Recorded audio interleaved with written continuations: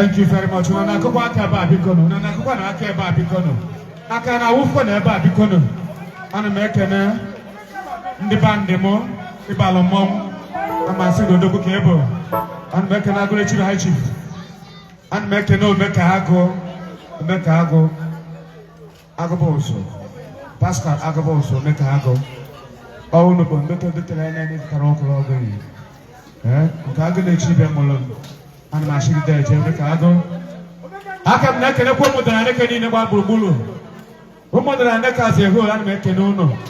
Umonna honde mai hana me, bulu mai hana me. Umonna umodara na kana masunu de cheno. Ana me kena ochudo aka jofo. Ochudo aka jofo high chief. Ochudo na Abuja aka jofo high chief ana me kenege. Ana me kena kwa our committee leader, Grand Patron Agune Chibe. Ana me kena loka himself. Umodara na keni no man kan me keneno. Ndema kama our chairman Chief David Sanosike Nukumado and make a beke ganga val.